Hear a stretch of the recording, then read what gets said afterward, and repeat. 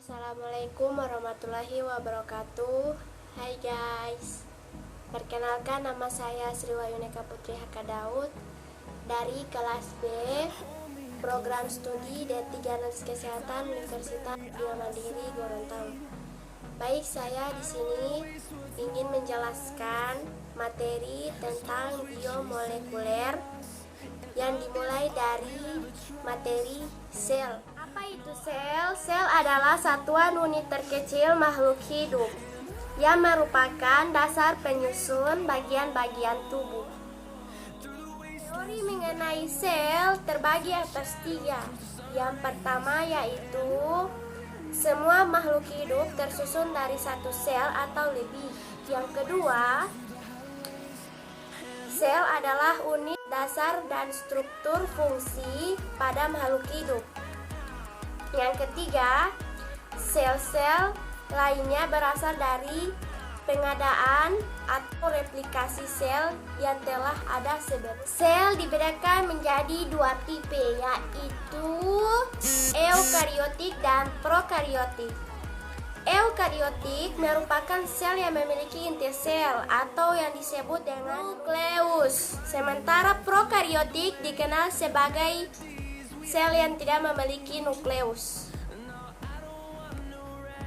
Materi selanjutnya yaitu tentang struktur DNA. Apa itu struktur DNA? Struktur biomolekul adalah bentuk 3 dimensi yang dilipat rumit yang bentuk oleh molekul protein, DNA, dan RNA, dan itu penting untuk fungsinya. Struktur molekul ini dapat dipertimbangkan pada salah satu dari beberapa skala panjang, mulai dari tingkat atom individu hingga hubungan antara seluruh subunit protein. Perbedaan yang berguna antara skala sering dinyatakan sebagai dekomposisi struktur molekul menjadi 4 tingkat, yaitu primer, sekunder, tersier, dan kuaterner. Selanjutnya yaitu mengenai biomolekul. Apa itu biomolekul? Biomolekul merupakan senyawa-senyawa organik sederhana pembentuk organisme hidup dan bersifat khas sebagai produk aktivitas biologis. Selanjutnya yaitu mengenai struktur genom. Struktur genom itu apa? Struktur genom adalah organisasi elemen sekuens khusus dalam gen. Gen mengandung informasi yang diperlukan sel hidup untuk bertahan hidup dan berproduksi. Memahami struktur gen adalah dasar dari pemahaman anotasi, ekspresi, dan fungsi gen. Selanjutnya yaitu mengenai genetik. Apa itu genetik? Genetik merupakan informasi pada setiap sel makhluk hidup yang dapat diturunkan pada keturunan selanjutnya. Biasanya materi genetik juga disebut sebagai asam nukleat atau faktor hereditas.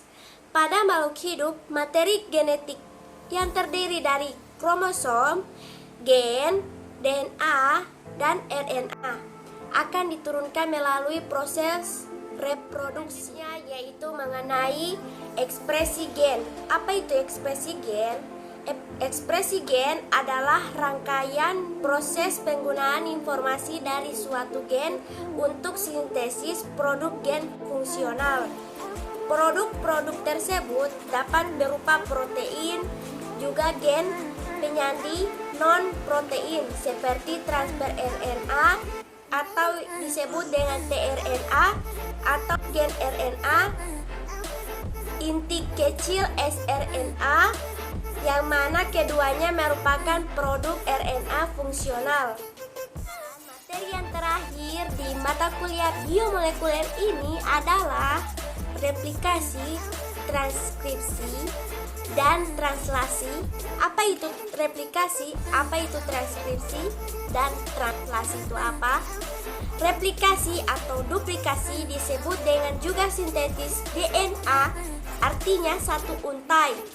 DNA mencetak satu untai pasangannya. Replikasi berlangsung dalam satu inti pada saat fase S atau yang disebut dengan siklus sel.